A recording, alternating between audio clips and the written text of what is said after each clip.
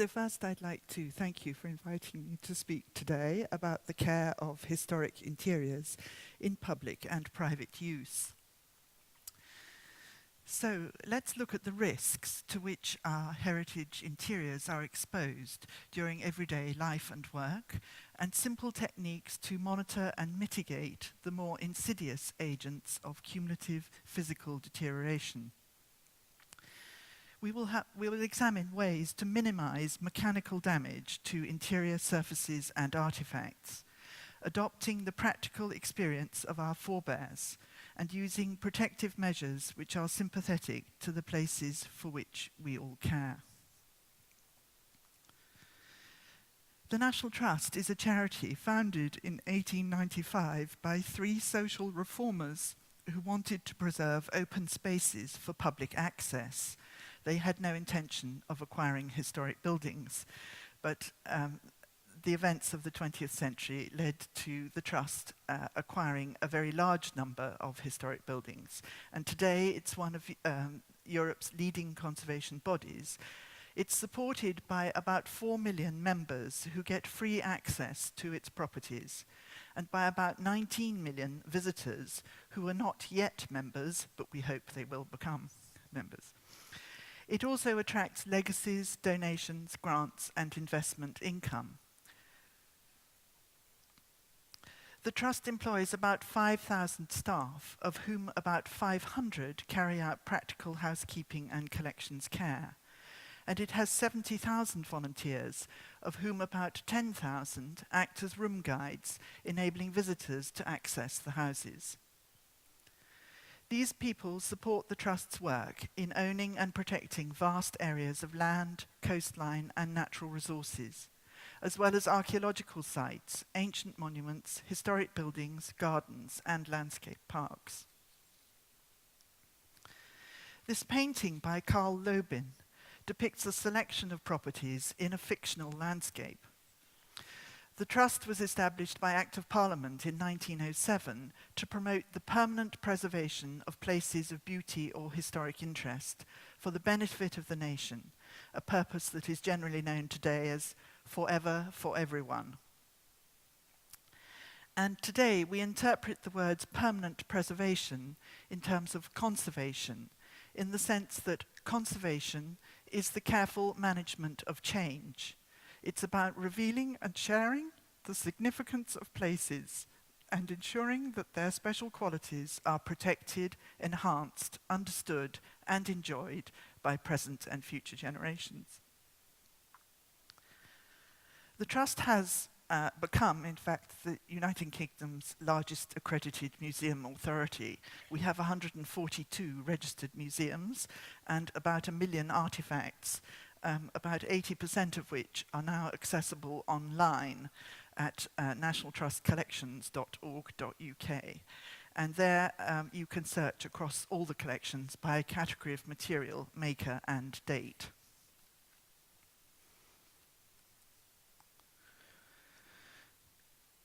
This is just an example of the highlights from one particular property, which in fact I shall return to shortly. So with each successive generation, perspectives on history change, and tastes reflect current attitudes. Historical research helps us to reveal past attitudes and tastes.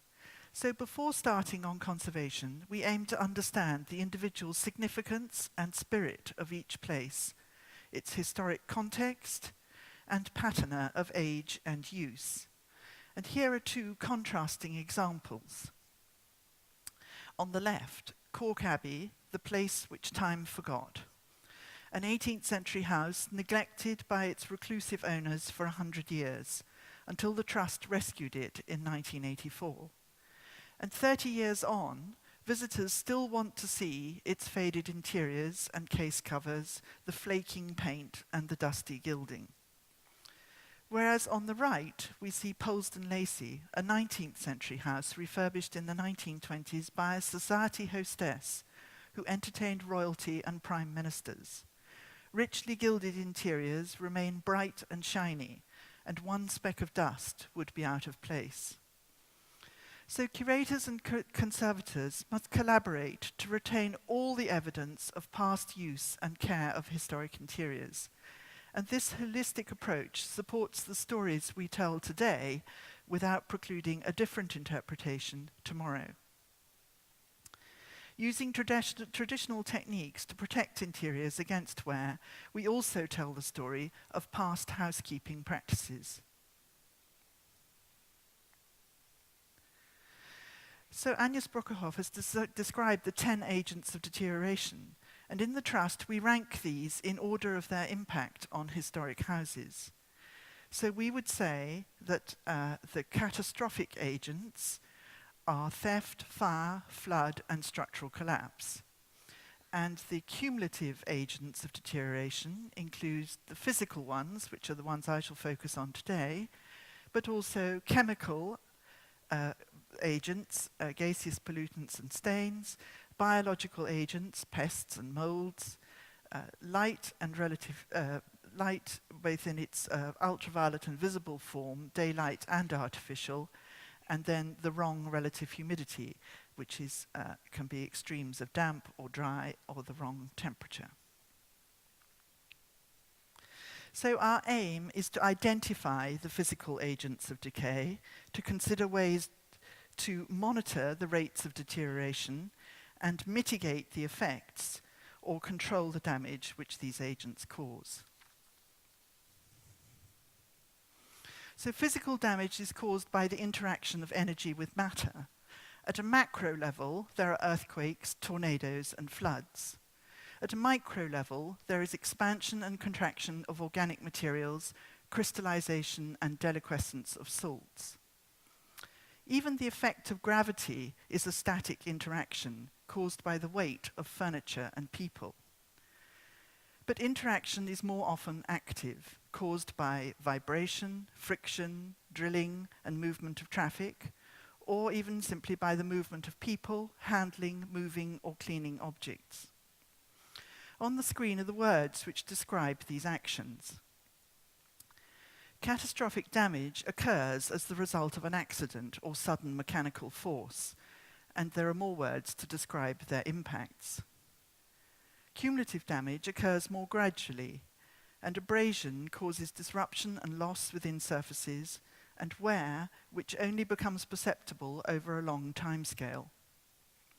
Synergy occurs where two or more agents interact, and physical forces have greater effects on materials that are already weakened by other agents of decay, such as light exposure or the wrong humidity. So conservation, the careful management of change, requires us to minimize these physical interactions. And where prevention is difficult, we can protect surfaces from irreversible change. So if historic buildings are to remain in use, some physical interactions are inevitable. Fixtures and fittings must serve their original purpose. Floors, staircases, shutters, windows, doors, locks, and switches all need to continue to be used.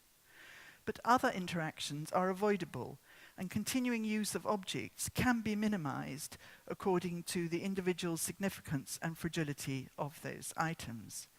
So we might consider whether we need to use all the benches, chairs, desks, tables, and beds in our buildings, whether costume or flower vases should continue to be used, and in particular to be concerned about working instruments such as clocks and musical instruments. And because the rate of wear on working instruments is not always very visible. For example, I've given you a picture of a spindle on a clock, which is almost sheared through continuous wear.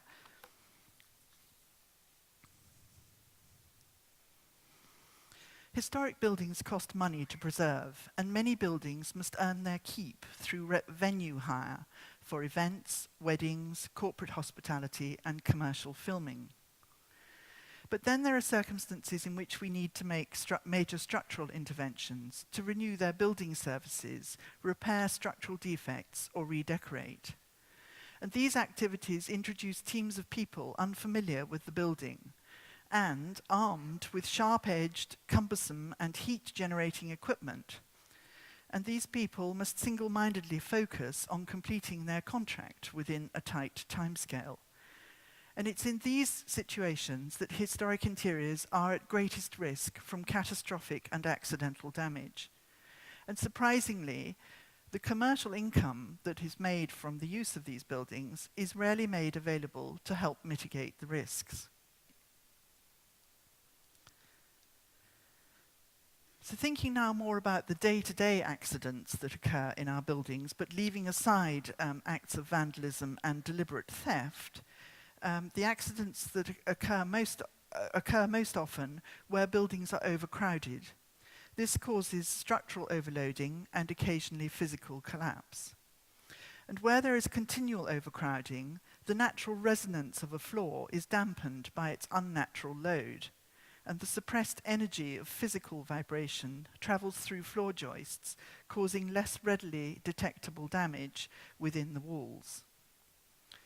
These graphs show vibration associated with overloaded historic structures, but international standards only exist for modern structures, and the suggestion is that historic structures can withstand only 10% of that load. Although risks of catastrophic damage are usually understood, awareness of cumulative damage is much less common. And physical contact between people and historic materials, through conscious and unconscious actions, results in gradual soiling and wear, cumulative abrasion leading to loss or holes. Physical contact comes from people's shoes, hands, clothes, bags, and baby carriers and wheelchairs. Of course, the rate of wear depends on the number of people. Over time, even one person can cause significant wear by repeating the same action. The snail trail in this carpet at Dunham Massey was worn by the owner, Lord Stamford, weaving a path to his desk between the piles of newspapers which he kept stacked all over the floor. But my point is that if one man's shoes can damage a carpet in 30 years, equivalent damage can be caused by 30 people in 1 year.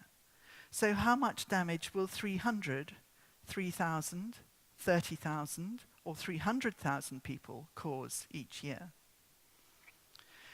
And we should recognize that hard floors, which we think of as hard, may in fact be less resilient than the wool carpet that covers them.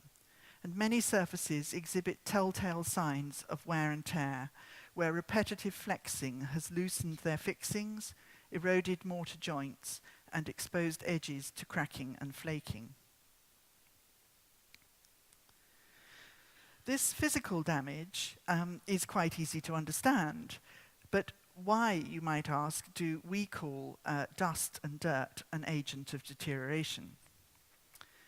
Well, dust is a kind of complex subject, and dust can indeed acquire cultural significance. Its residues and patina may reflect a history of use. Yet it poses a significant risk to historic surfaces because it spoils appearances, and if not removed sufficiently often, it sticks and it won't come off. Cleaning upholds aesthetic values and standards of presentation, enabling surfaces and objects to be appreciated by people. But dust increases the frequency of cleaning, and therefore the risks of accidental and cumulative damage, and textiles, paper, and gilding are perhaps most vulnerable to these risks. Dust particles include inorganic materials which can be sharp and abrasive, and organic materials which attract insect pests. And in buildings occupied and visited by people, the visually dominant particles are clothing fibers. And in our experience, it's the presence of clothing fibers that drive the need to clean too often. So with English Heritage, Historic Royal Palaces and the University of East Anglia, we have researched the distribution of dust in historic buildings, and I have to say here that these are buildings open to visitors. 85% of dust occurs at floor level. These large and heavy particles can be trapped in matting and removed by daily vacuuming. Less dust is found at knee height, but then more dust on surfaces at hip height. And this suggests that people shed a different load of particles from their clothing, and the particles are dislodged through the action of walking. The rate of dust coverage diminishes to shoulder height, and above head height is negligible. That's not to say that there isn't any, but compared to what you get lower down, there's less. Dust from clothing also travels horizontally, but the rate of deposition diminishes by half with every additional half-meter distance between people and surfaces. So one way to reduce wear and abrasion through frequent cleaning is to keep people at 1.5 to 2 meters distance from the surfaces that are too fragile to withstand repetitive cleaning.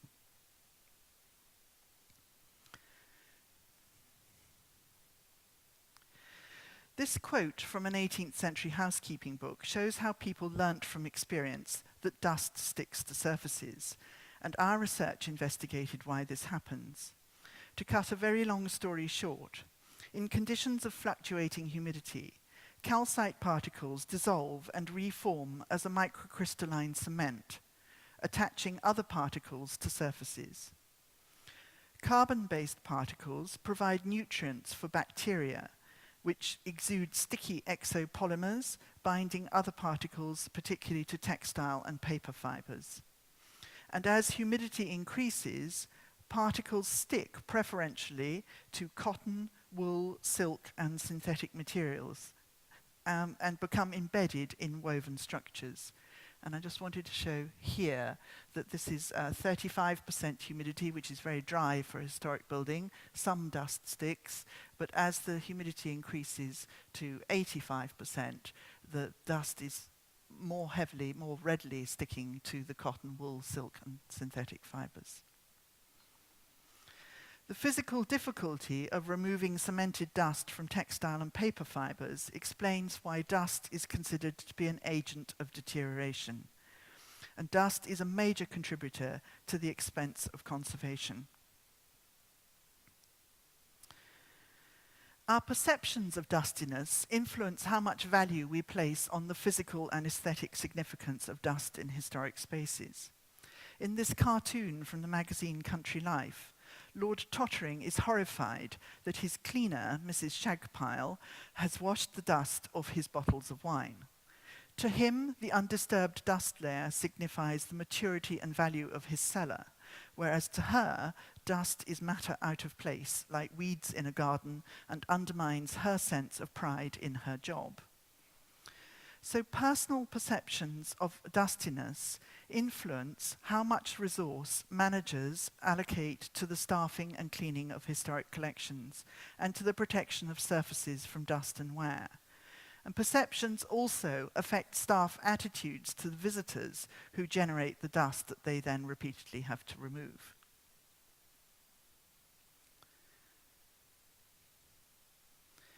So during the research, we tried to correlate staff and volunteer perceptions of dustiness with measurements of dust deposition rates. And in libraries where books are sheltered within shelves, volunteers felt that cleaning only became necessary when 7% of book surfaces were covered. Elsewhere, in open rooms, staff felt that 3% coverage on polished tables was sufficiently dusty to prompt another clean.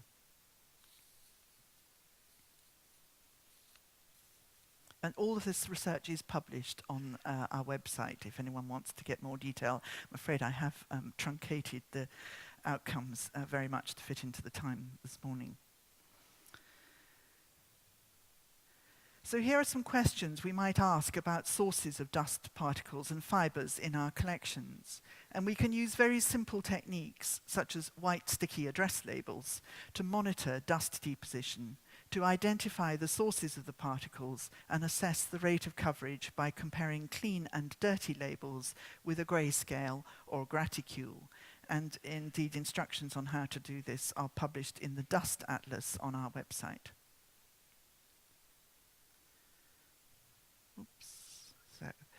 Our research has revealed that managing dust in historic houses is more expensive than all other agents of cumulative damage. Maintaining the controls against light, relative humidity, temperature and wear, and replacing vacuum cleaners, dusters and brushes costs only 1/3 of the budget for cleaning wages. And this emphasizes the importance of our mantra, which is to clean only when necessary, not only to reduce accidents, abrasion and wear, but also to reduce staff costs. And I think a later speaker today will return to this theme. So here is our strategy for minimizing physical damage. We have a zero tolerance attitude to accidents. And with good management and staff training, there is no excuse for them. We determine a tolerable rate of wear for the significance of individual interiors and objects, and obviously slower rates of wear for items of higher significance. We clean as much as necessary to maintain condition and appropriate standards of presentation, but as little as possible to reduce the wear and the costs. We monitor the physical erosion of surfaces, rate of change. We monitor the agents and the forces that cause the damage, the numbers of people, and the vibration levels. And we monitor the dust coverage rates to identify the sources of particles and fibers. And we record using dated photographs, sketches, and measurements in a very elementary way to make sure that we have documented the changes in appearance, and year on year we can see what is happening.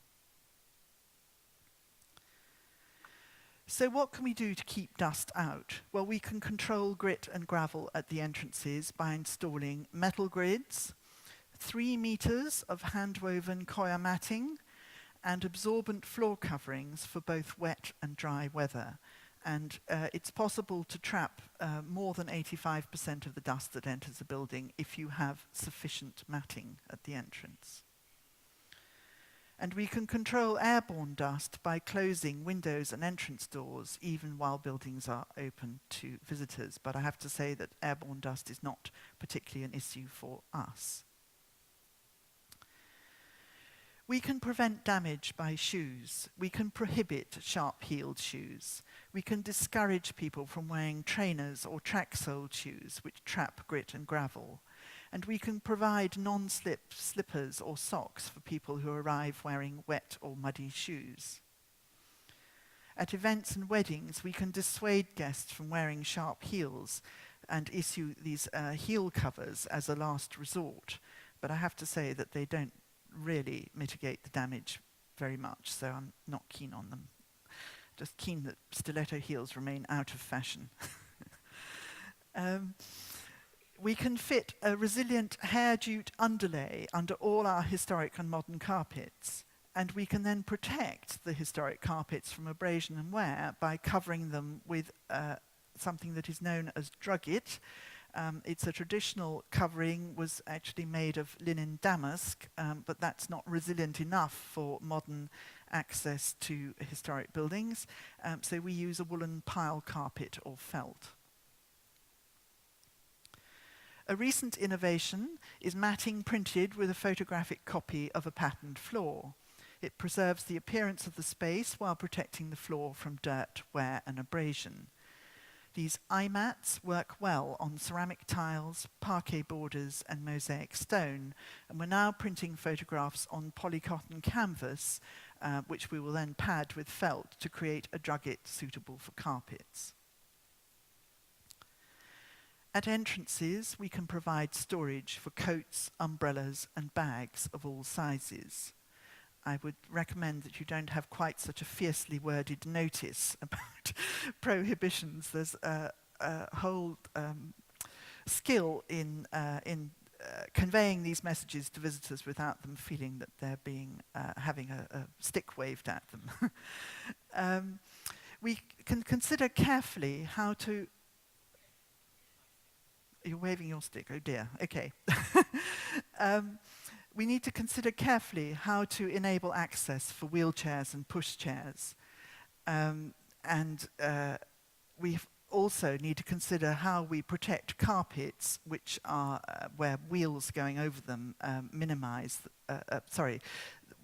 wheels going over carpets create waves and folds, which are then crushed by the wheel and cause splits in the carpet.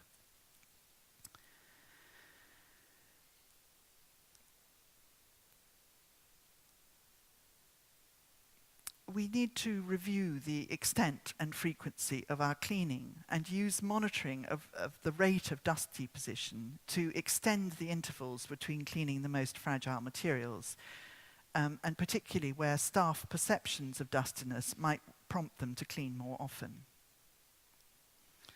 We use traditional natural bristle brushes in various shapes and sizes, and these are much more effective than dusters and economically sustainable. And recent research has demonstrated that microfiber cloths are a great deal more abrasive than cotton dusters. We can use a portable vacuum cleaner to capture loose dust, and this makes our cleaning more effective and reduces the need for repetition. So we aim to clean only when necessary and never as a matter of habit. When rooms are closed to access, it saves time and reduces cleaning costs if furniture is fitted with loose cotton covers. But we have to remember to remove the dust first to prevent cementation during high humidity. Fitting covers mimics the historic practice when the household would travel between a family's London house and their country estates, leaving behind a small team of servants who would put the house to bed and then deep clean individual rooms in preparation for the family's return. The practical and labour-saving benefits of protecting surfaces from dust and damage are most evident during building work. And these images from historic royal palaces show curtains protected in bags, covers over pictures, seals around doors, and barriers across windows to reduce the ingress of dust from exterior building work. So to conclude, we have identified the range of physical damage from catastrophic accidents to cumulative wear and their causes, which are damage by people, occupants, users, staff, volunteers, or visitors, and damage by routine handling and cleaning. The dust research has helped to inform our housekeeping policies and practice and prompts greater use of traditional methods and materials to control dust and wear and prevent physical damage.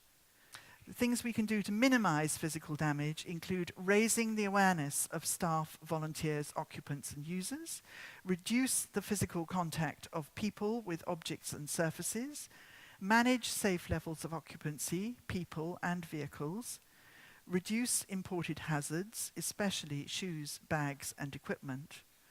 And in so doing, we can identify, monitor, mitigate, and control the sources of dust and wear. And I'll just finish with some publications which you might find useful. So the National Trust has published a manual of housekeeping. It's our Bible for care of collections in historic houses. And it discusses in much more detail than I've been able to do today, both the way the agents of cumulative deterioration, but also the measures we can use to control and mitigate them. And today, of course, you will receive a book in Dutch, which covers the topics of this symposium and indeed some additional ones. And there's also a new book from the Getty Conservation Institute, edited by our director, our Museums and Collections Director, which selects writings from ancient to modern times and discusses, and these articles discuss the principles of what we know today as preventive conservation. And this traditional knowledge, experience, and understanding has enabled the survival in good condition of our wonderful heritage. So now we must care for it so that future generations can enjoy it too. Thank you.